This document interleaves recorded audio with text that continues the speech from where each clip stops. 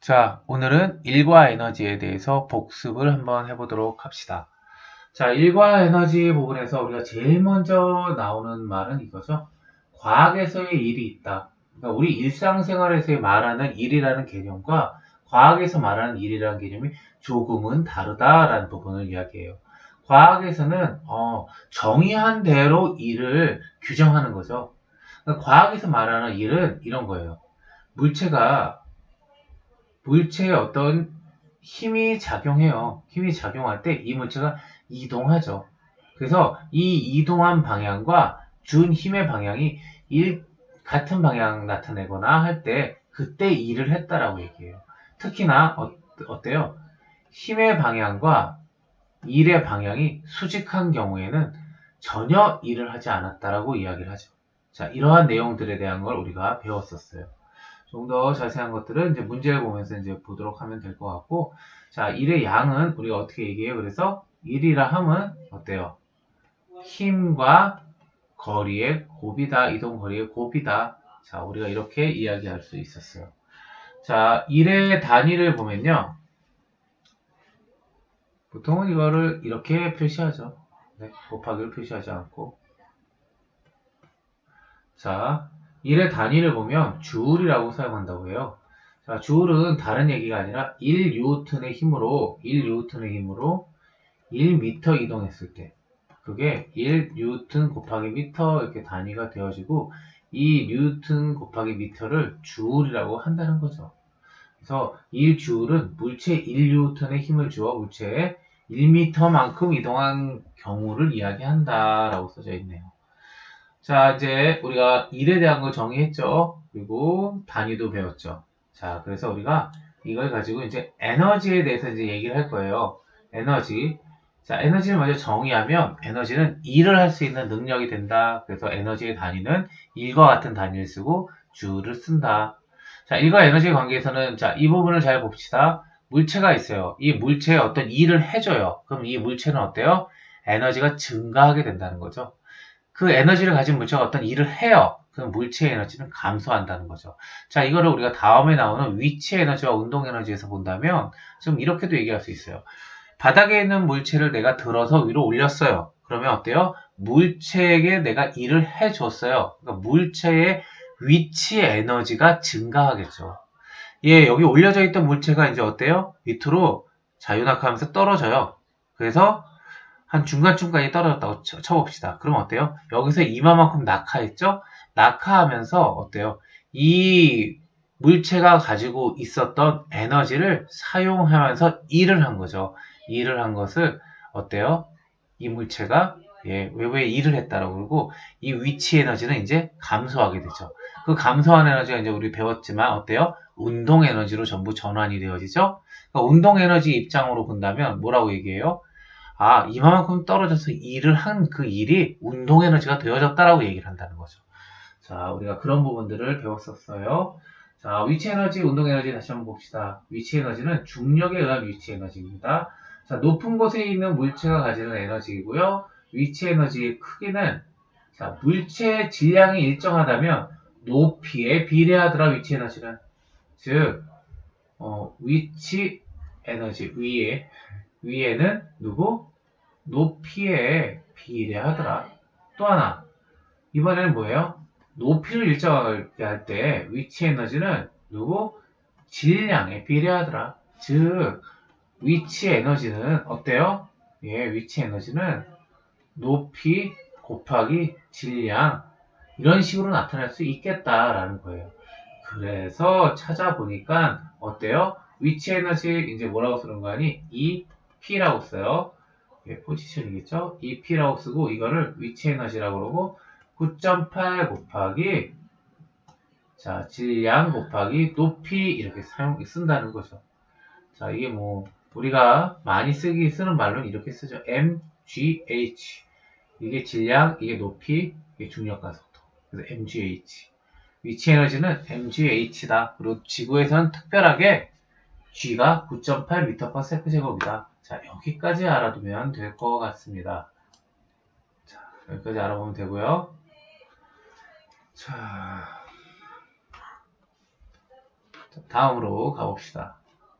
자, 중력에 대해 한 일과 위치 에너지. 자, 이번엔 중력에 대해서 일을 했어요. 그건 뭐가 돼요? 예, 이 물체한테 위치 에너지가 증가하게 되어지는 거죠. 물체의 힘을 작용하여 들어 올리는 일을 하면 위치 에너지는 증가해요.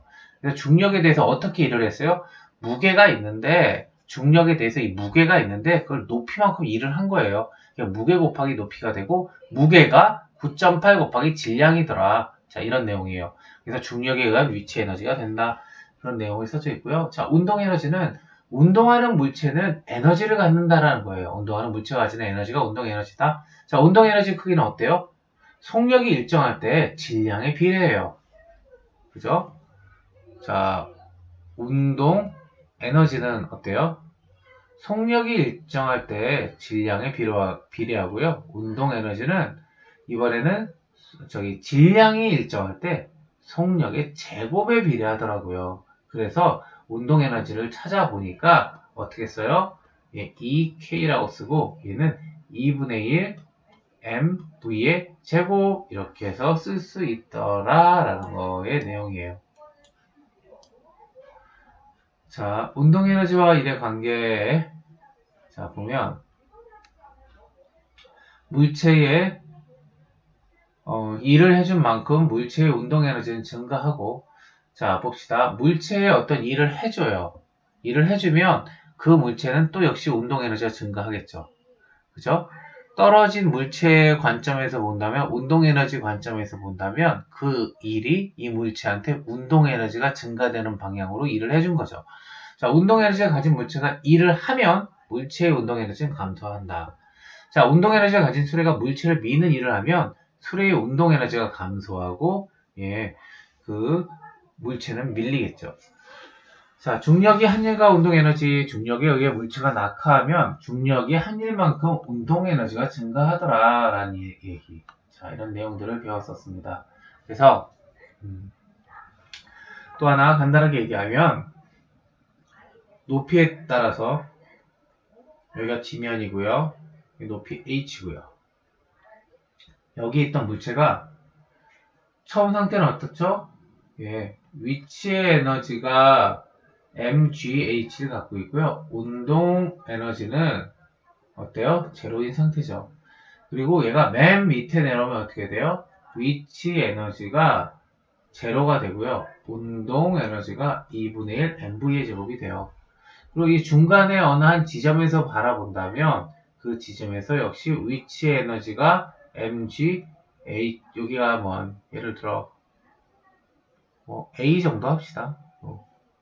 mg, a가 되어질 테고요. 운동 에너지는 이때 2분의 1 mv의 다시의 제곱이 된다는 거죠. 이 중간값.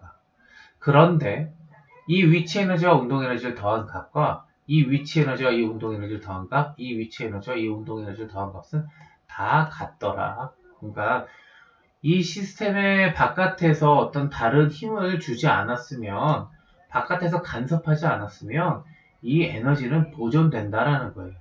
자, 우리가 그런 내용까지 저번 시간에 한번 같이 봤었습니다. 자, 그리고요. 자, 이제 문제를 풀어볼 건데, 자, 봅시다.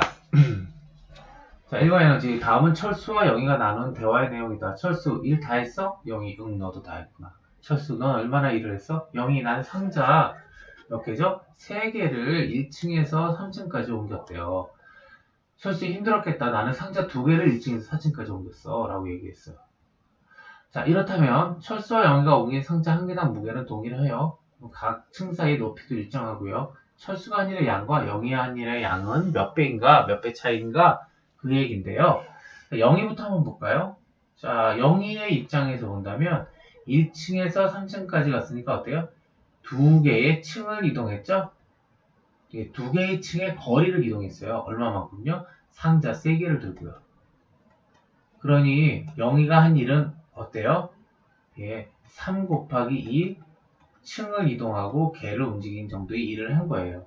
자, 그 다음에 철수의 입장에서는 어때요? 철수는 1에서 4층까지 어때요?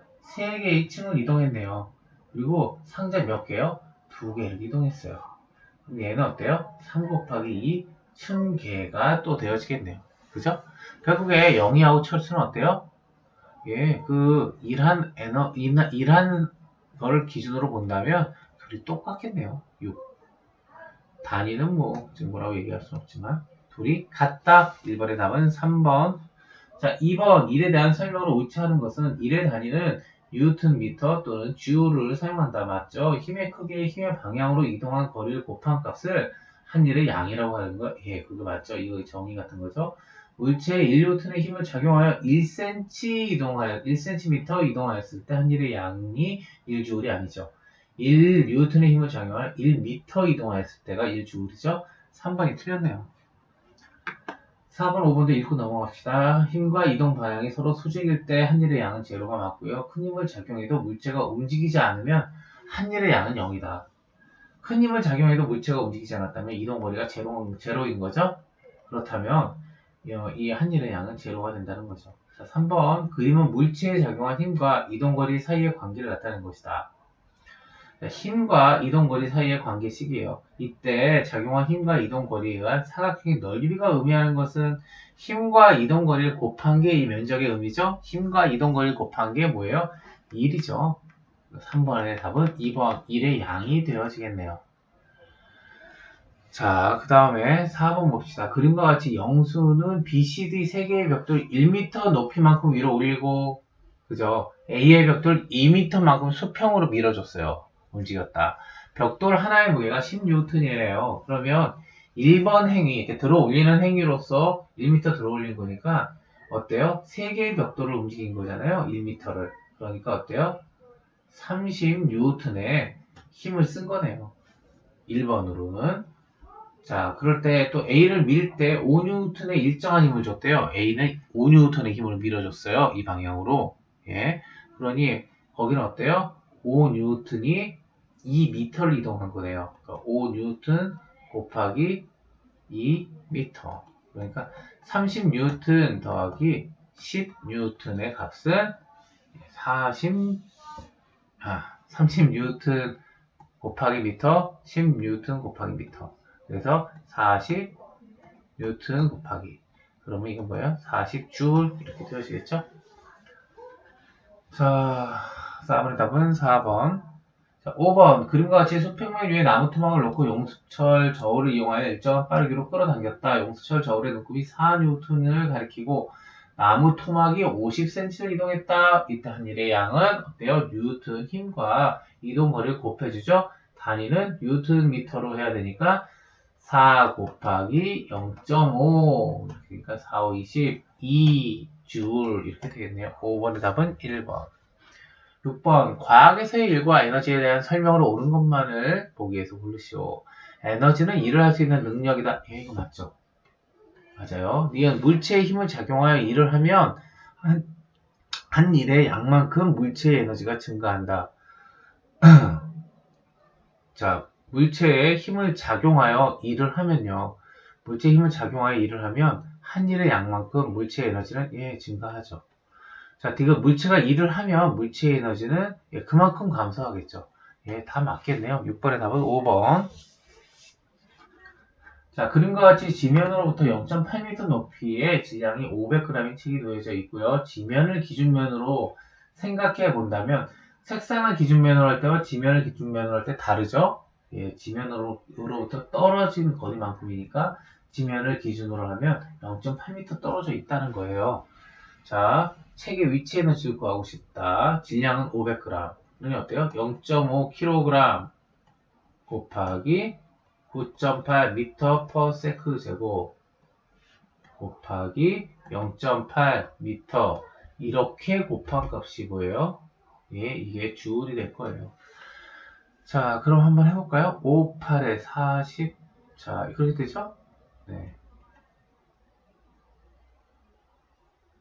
0.4가 되고요. 0.4 곱하기 9.8은 자, 0.4 곱하기 9.8을 하면 84, 32 94, 36 3.94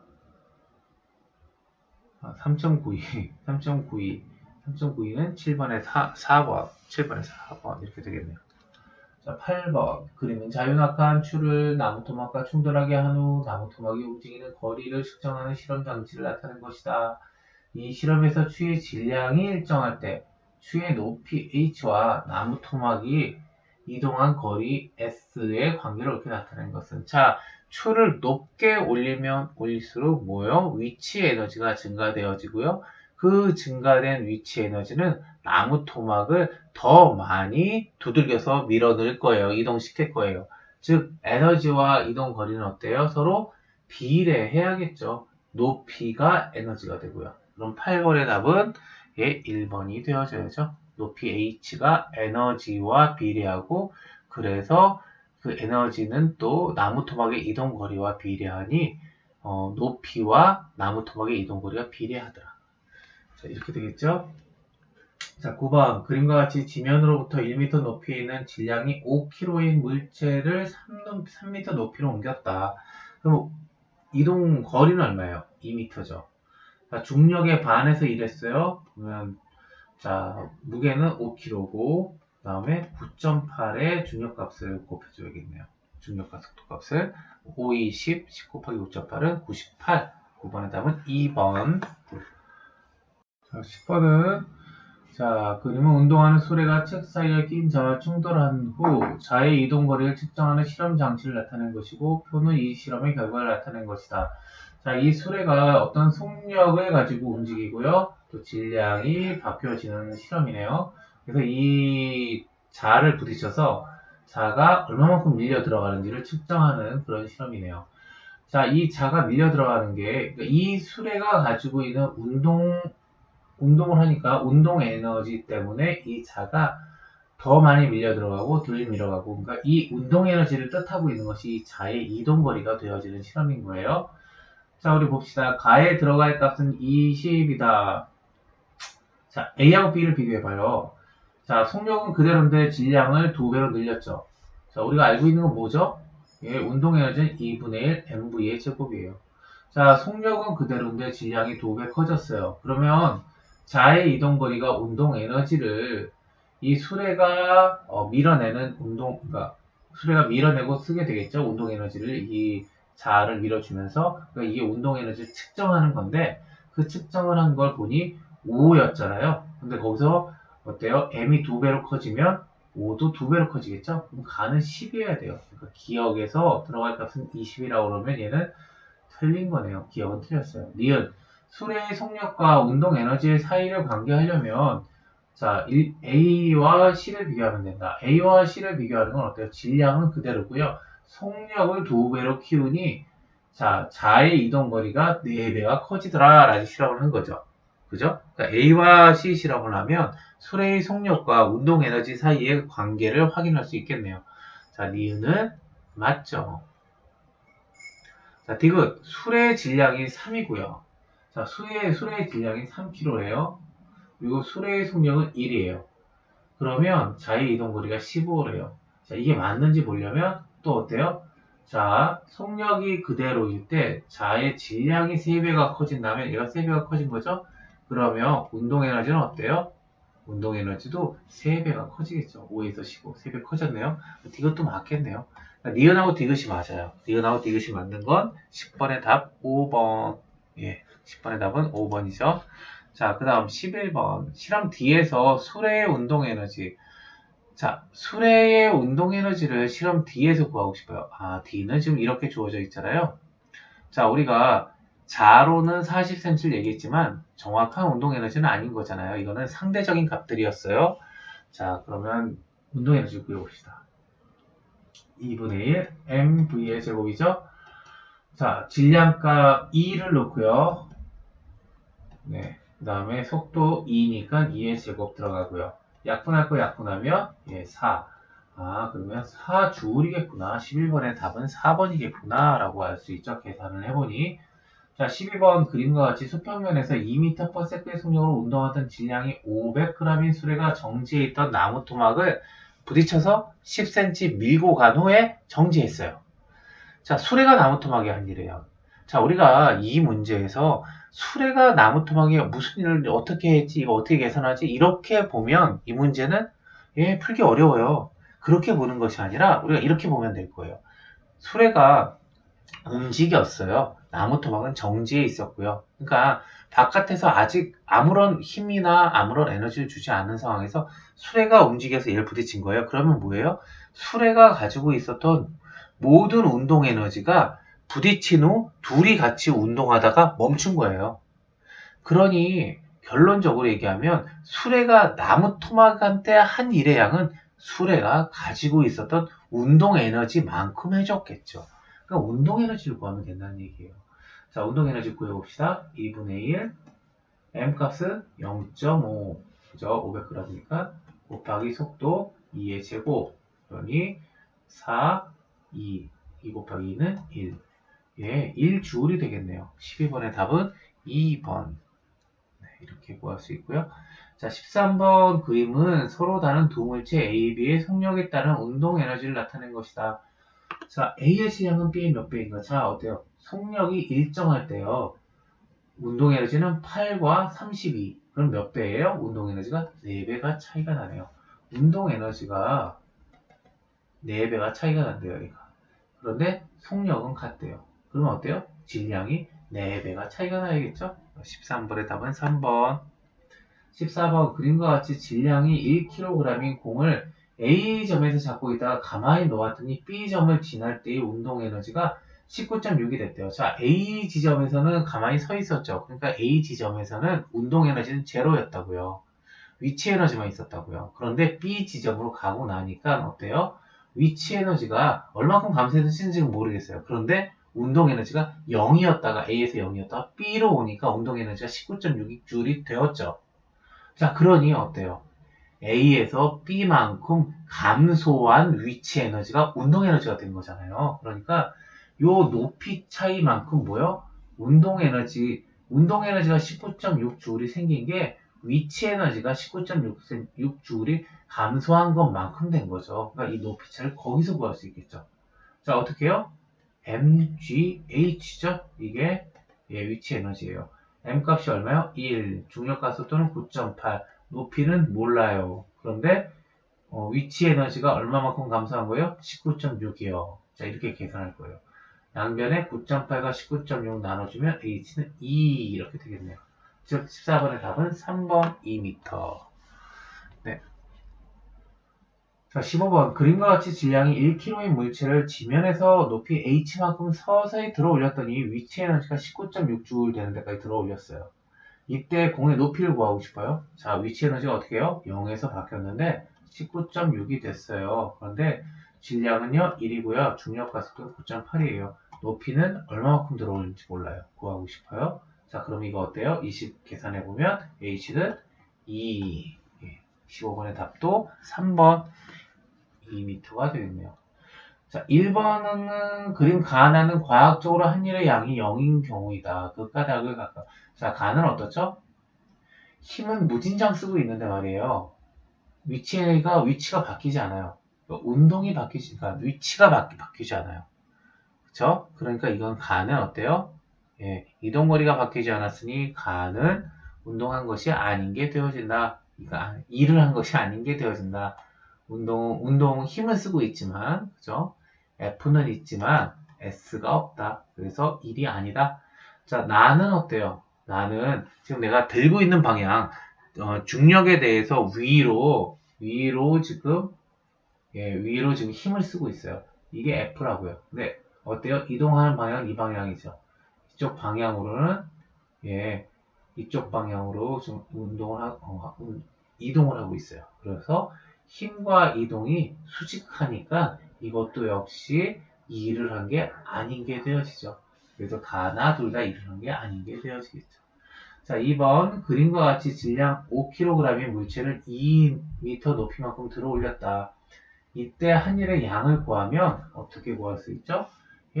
질량 곱하기 높이 곱하기 중력 가속도 이거잖아요. 이게 위치 에너지예요. 그러면 이거 얼마요? 98줄. 98줄의 위치 에너지를 한 만큼 위치 에너지가 생기도록 물체에 일을 해준 거죠. 자, 이때 한 일의 양을 구하고 한 일이 어떤 에너지? 자, 말은 이렇게 해야겠죠. 자, 중력에 반하여 물체에 98J의 일을 해주어서 98J의 위치 에너지가 생겼다. 뭐 이런 식으로 표현하면 되겠네요. 3번 제한 속력이 100km/h인 고속도로에서 차가 난전거리는 100m예요. 만약 제한 속력이 200km/h가 된다면 속력이 2배가 되어지죠? 차가 난전거리는 얼마큼 되어야 하는지를 써보자. 자, 이건 어떤 거예요? 운동하고 있는 물체에 대한 거죠? 운동을 하고 있어요. 운동을 하고 있으니